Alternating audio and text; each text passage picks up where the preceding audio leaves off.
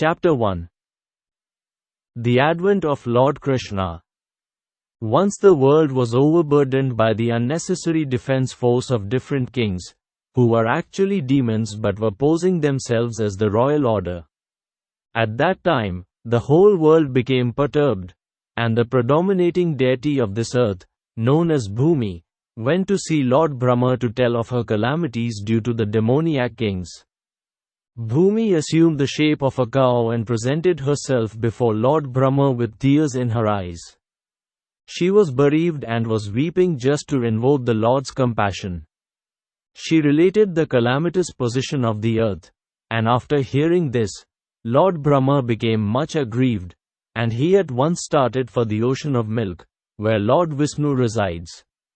Lord Brahma was accompanied by all the demigods, headed by Lord Shiva, and Bhumi also followed. Arriving on the shore of the milk ocean, Lord Brahma began to pacify Lord Vishnu, who had formerly saved the earthly planet by assuming the transcendental form of a boar. In the Vedic mantras, there is a particular type of prayer called Purusha Sukta. Generally, the demigods offer their obeisances unto Vishnu, the Supreme Personality of Godhead, by chanting the Purusha Sukta. It is understood herein that the predominating deity of every planet can see the Supreme Lord of this universe, Brahma, whenever there is some disturbance on his planet. And Brahma can approach the Supreme Lord Vishnu, not by seeing him directly but by standing on the shore of the ocean of milk. There is a planet within this universe called Svetadvipa, and on that planet there is an ocean of milk. It is understood from various Vedic literatures that just as there is the ocean of salt water on this planet, there are various kinds of oceans on other planets. The Purusha Sukta is the standard prayer which the demigods recite to appease the Supreme Personality of Godhead, Kshirodaka Sai Vishnu. Because he is lying on the ocean of milk, he is called Kshirodaka Sai Vishnu. He is the form of the Supreme Personality of Godhead through whom all the incarnations within this universe appear. After all the demigods offered the Purusha Sukta prayer to the Supreme Personality of Godhead, they apparently heard no response. Then Lord Brahma personally sat in meditation, and there was a message transmission from Lord Vishnu to Brahma. Brahma then broadcast the message to the demigods. That is the system of receiving Vedic knowledge. The Vedic knowledge is received first by Brahma from the Supreme Personality of Godhead, through the medium of the heart. As stated in the beginning of Srimad Bhagavatam, Tena Brahma Hardaya Adi Kavai. The transcendental knowledge of the Vedas was transmitted to Lord Brahma through the heart. Here also, in the same way, only Brahma could understand the message transmitted by Lord Vishnu, and he broadcast it to the demigods for their immediate action. The message was this: the Supreme Personality of Godhead would appear on the earth very soon along with his supreme powerful potencies, and as long as he remained on the earth planet to execute his mission of annihilating the demons and establishing the devotees, the demigods should also remain there to assist him. They should all immediately take birth in the family of the Yadu dynasty, wherein the Lord would also appear in due course of time. The Supreme Personality of Godhead himself, Krishna, would personally appear as the son of Vasudeva. Before his appearance, all the demigods, along with their wives, should appear in different pious families in the world just to assist the Lord in executing his mission. The exact word used here is tat priyartham, which means the demigods should appear on the earth in order to please the Lord. In other words, any living entity who lives only to satisfy the Lord is a demigod. The demigods were further informed that Ananta, the plenary portion of Lord Krishna who is maintaining the universal planets by extending his millions of hoods, would also appear on earth before Lord Krishna's appearance. They were also informed that the external potency of Vishnu, Maya, with whom all the conditioned souls are enamored, would also appear by the order of the Supreme Lord, just to execute his purpose. After instructing and pacifying all the demigods, as well as Bhumi, with sweet words, Lord Brahma, the father of all Prajapatis, or progenitors of the universal population, departed for his own abode, the highest material planet, called Brahmaloka. The leader of the Yadu dynasty, King Surasena, was ruling over the country known as Mathura, wherein lies the city of Mathura, as well as the district known as Surasena, which was named after him. On account of the rule of King Surasena, Mathura became the capital city of all the kings of the Yadus. Mathura was also made the capital of the kings of the Yadu dynasty because the Yadus were a very pious family and knew that Mathura is the place where Lord Sri Krishna lives eternally, just as he also lives in Dwaraka. Once upon a time, Vasudeva, the son of Surasena, just after marrying Devaki, was going home on his chariot with his newly wedded wife. The father of Devaki, known as Devak, had contributed a sufficient dowry because he was very affectionate toward his daughter. He had contributed hundreds of chariots completely decorated with gold equipment. At that time, Kṛṣṇa, the son of Ugrasena, in order to please his sister, Devaki, had voluntarily taken the reins of the horses of Vasudeva's chariot and was driving. According to the custom of the Vedic civilization, when a girl is married, the brother takes the sister and brother-in-law to their home.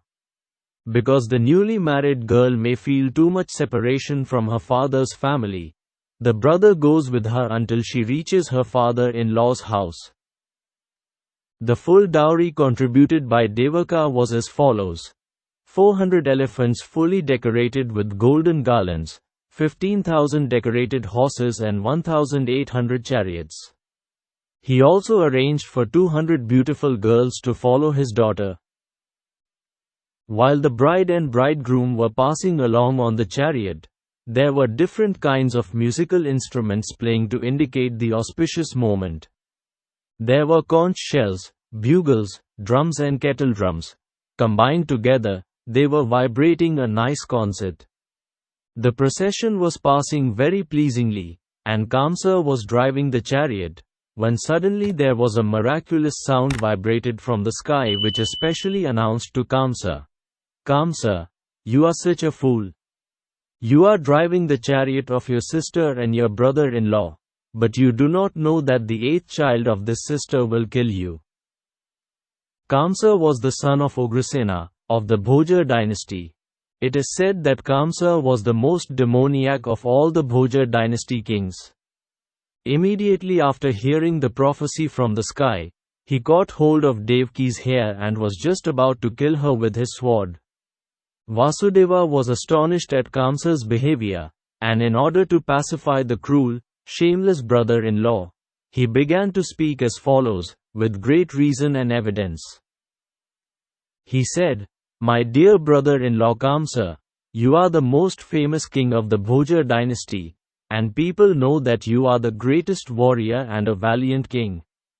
How is it that you are so infuriated that you are prepared to kill a woman who is your own sister at this auspicious time of her marriage? Why should you be so much afraid of death? Death is already born along with your birth. From the very day you took your birth, you began to die. Suppose you are 25 years old, that means you have already died 25 years. Every moment, every second, you are dying. Why then should you be so much afraid of death? Final death is inevitable. You may die either today or in 100 years. You cannot avoid death. Why should you be so much afraid? Actually, death means annihilation of the present body. As soon as the present body stops functioning and mixes with the five elements of material nature, the living entity within the body accepts another body, according to his present actions and reactions. It is just like when a man walks on the street. He puts forward his foot, and when he is confident that his foot is situated on sound ground, he lifts the other foot. In this way, one after another, the bodies change and the soul transmigrates. See how the plant worms change from one twig to another so carefully. Similarly, the living entity changes his body as soon as the higher authorities decide on his next body. As long as a living entity is conditioned within this material world, he must take material bodies one after another. His next particular body is offered by the laws of nature, according to the actions and reactions of this life. This body is exactly like one of the bodies which we always see in dreams. During our dream of sleep, we create so many bodies according to mental creation. We have seen gold, and we have also seen a mountain, so in a dream we can see a golden mountain by combining the two ideas. Sometimes in dreams we see that we have a body which is flying in the sky, and at that time we completely forget our present body. Similarly, these bodies are changing. When you have one body, you forget the past body. During a dream, we may make contact with so many new kinds of bodies, but when we are awake we forget them all. And actually these material bodies are the creations of our mental activities. But at the present moment we do not recollect our past bodies. The nature of the mind is flickering. Sometimes it accepts something, and immediately it rejects the same thing. Accepting and rejecting is the process of the mind in contact with the five objects of sense gratification: form, taste, smell, sound and touch. In its speculative way, the mind comes in touch with the objects of sense gratification, and when the living entity desires a particular type of body, he gets it. Therefore, the body is an offering by the laws of material nature. The living entity accepts a body and comes out again into the material world to enjoy or suffer according to the construction of the body. Unless we have a particular type of body, we cannot enjoy or suffer according to our mental proclivities inherited from the previous life. The particular type of body is actually offered to us according to our mental condition at the time of death. The luminous planets like the sun, moon or stars reflect themselves in different types of reservoirs, like water, oil or ghee. The reflection moves according to the movement of the reservoir. The reflection of the moon is on the water, and the moving water makes the moon also appear to be moving, but actually the moon is not moving. Similarly, by mental concoction the living entity attains different kinds of bodies, although actually he has no connection with such bodies. But on account of illusion, being enchanted by the influence of Maya, the living entity thinks that he belongs to a particular type of body. That is the way of conditioned life. Suppose a living entity is now in a human form of body. He thinks that he belongs to the human community, or a particular country or particular place. He identifies himself in that way and unnecessarily prepares for another body, which is not required by him. Such desires and mental concoctions are the cause of different types of bodies. The covering influence of material nature is so strong that the living entity is satisfied in whatever body he gets, and he identifies with that body with great pleasure. Therefore, I beg to request you not to be overwhelmed by the dictation of your mind and body. Vasudeva thus requested Kṛṣṇa not to be envious of his newly married sister. One should not be envious of anyone, because envy is the cause of fear both in this world and in the next, when one is before Yamaraja, the lord of punishment after death. Vasudeva appealed to Kṛṣṇa on behalf of Devaki, stating that she was his younger sister. He also appealed at an auspicious moment, at the time of marriage. A younger sister or brother is supposed to be protected as one's child. The position is overall so delicate, Vasudeva reasoned, that if you kill her, it will go against your high reputation. In this way Vasudeva tried to pacify Kṛṣṇa by good instruction as well as by philosophical discrimination, but Kṛṣṇa was not to be pacified because his association was demoniac. Because of his demoniac association, he was a demon, although born in a very high royal family. A demon never cares for any good instruction. He is just like a determined thief. One can give him moral instruction, but it will not be effective. Similarly, those who are demoniac or atheistic by nature can hardly assimilate any good instruction, however authorized it may be. That is the difference between demigods and demons. Those who can accept good instruction and try to live their lives in that way are called demigods, and those who are unable to take such good instruction are called demons.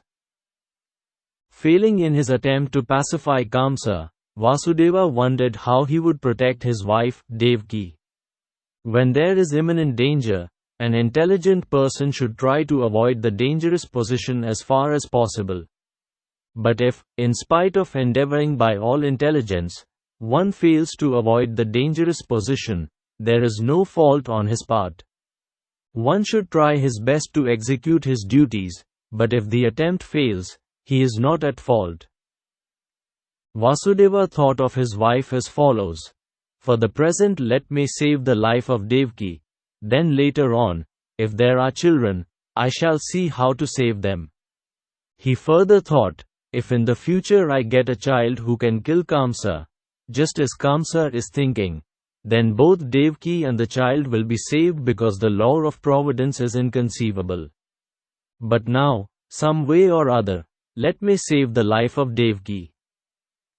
There is no certainty how a living entity contacts a certain type of body, just as there is no certainty how a blazing fire comes in contact with a certain type of wood in the forest.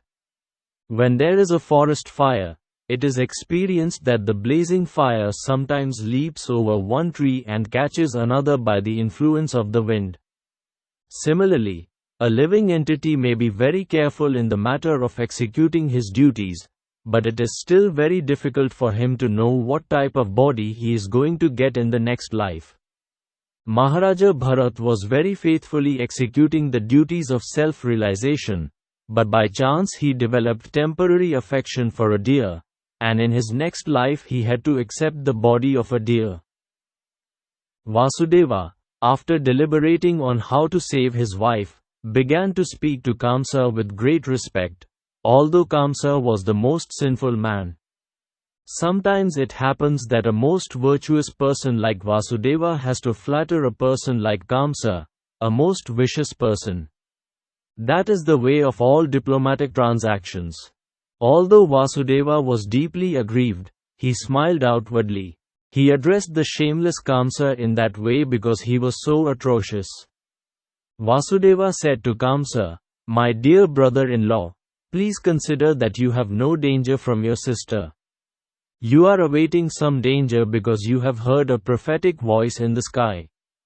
But the danger is to come from the sons of your sister, who are not present now. And who knows, there may or may not be sons in the future. Considering all this, you are safe for the present. Nor is there cause of fear from your sister. If there are any sons born of her, I promise that I shall present all of them to you for necessary action." Kṛṣṇa knew the value of Vasudeva's word of honor, and he was convinced by his argument. For the time being, he desisted from the heinous killing of his sister. Thus Vasudeva was pleased and praised the decision of Kṛṣṇa.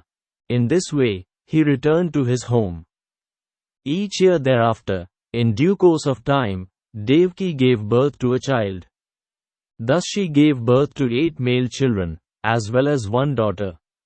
When the first son was born, Vasudeva kept his word of honor and immediately brought the child before Kṛṣṇa.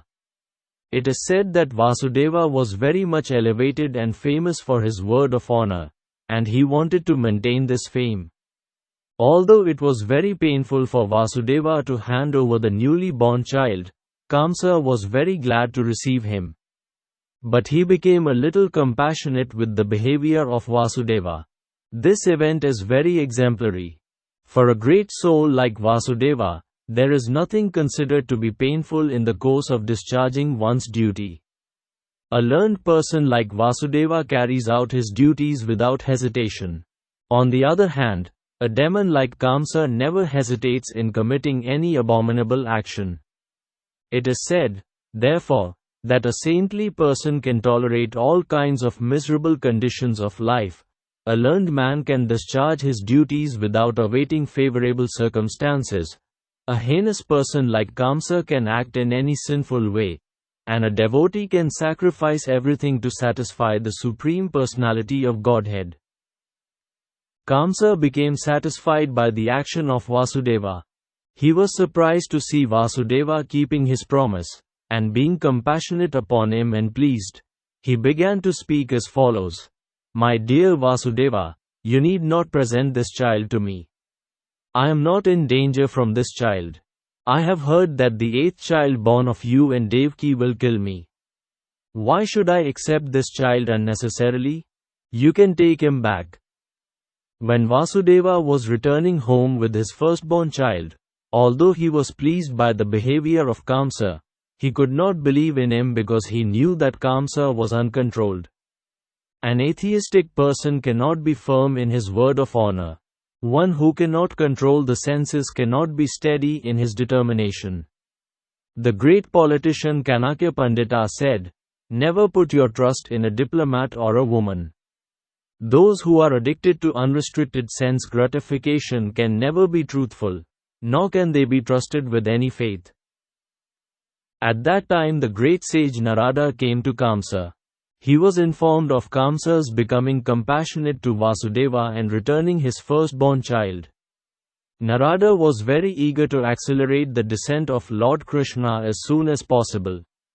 He therefore informed Kṛṣṇa that in Vrindavana personalities like Nanda Maharaja and all the other cowherd men and their wives, and on the other side Vasudeva, his father Surasena and all his relatives born in the family of Varsni of the Yadu dynasty, along with all their friends and well-wishers, were actually demigods. Narada warned Kṛṣṇa to be careful of them, since Kṛṣṇa and his friends and advisors were all demons. Demons are always afraid of demigods. After being thus informed by Narada about the appearance of the demigods in different families, Kṛṣṇa at once became very much alarmed. He understood that since the demigods had already appeared, Lord Vishnu must be coming soon. He at once arrested both his brother-in-law Vasudeva and Devaki and put them behind prison bars. Within the prison, shackled in iron chains, Vasudeva and Devaki gave birth to a male child year after year, and Kṛṣṇa, thinking each of the babies to be the incarnation of Vishnu, killed them one after another. He was particularly afraid of the 8th child, but after the visit of Narada, he came to the conclusion that any child might be Kṛṣṇa. Therefore it was better to kill all the babies who took birth from Devaki and Vasudeva. This action of Kṛṣṇa is not very difficult to understand. In the history of the world there are many instances in the history of the world of persons in the royal order who have killed their father, brother or whole family and friends for the satisfaction of their ambitions. There is nothing astonishing about this, for members of the demoniac, greedy royal order can kill anyone for their nefarious ambitions. Kṛṣṇa was made aware of his previous birth by the grace of Narada. He learned that in his previous birth he had been a demon of the name Kalanemi and that he had been killed by Vishnu.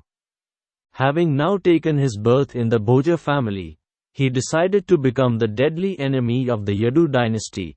Kṛṣṇa was going to take birth in that family, and Kṛṣṇa was very much afraid that he would be killed by Kṛṣṇa, just as he had been killed in his last birth.